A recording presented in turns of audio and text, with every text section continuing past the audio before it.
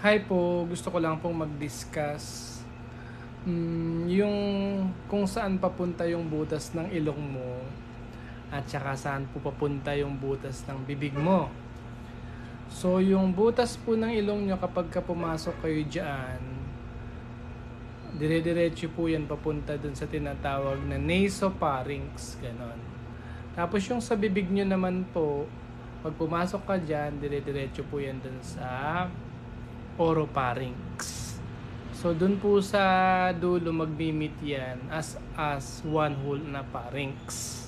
So magkadugtong po yun yung nasopharynx tsaka yung oropharynx. Papansin niyo po yung mga naninigarilyo, di po ba?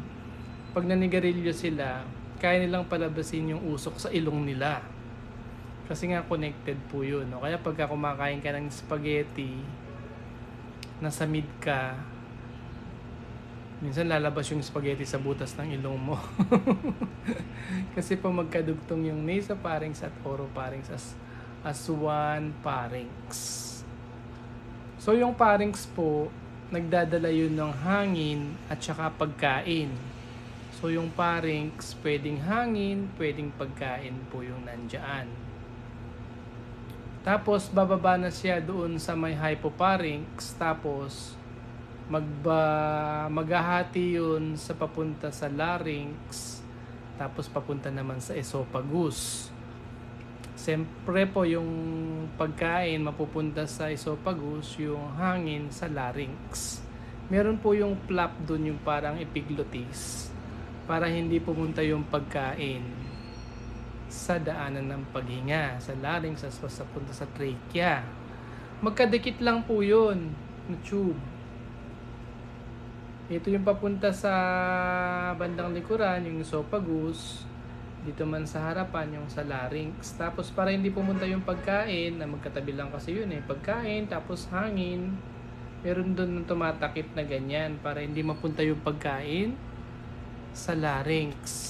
So napaka-importante po ng anatomy na yan. Kasi, lalo na sa mga baby, minsan kapag ingat tayo yung tinatawag na aspiration pneumonia, yung gatas, imbis na pumunta dun sa esophagus, pupunta siya dun sa larynx. So malulunod po yung baby kapag ganon. So minsan naman busog yung baby, aangat pabalik yung gatas papunta dun sa larynx. So yun po. So choking hazard o kaya yung malulunod, yung aspiration. Yung larynx po kasi papunta na yung sa trachea, tapos sa bronchus, papunta na sa lungs. So magkatabi lang po yung sa daanan ng pagkain, yung esophagus, at saka yung larynx papunta sa baga. Kaya maingat po yun dyan pagka dumedede at saka pagka kumakain tayo.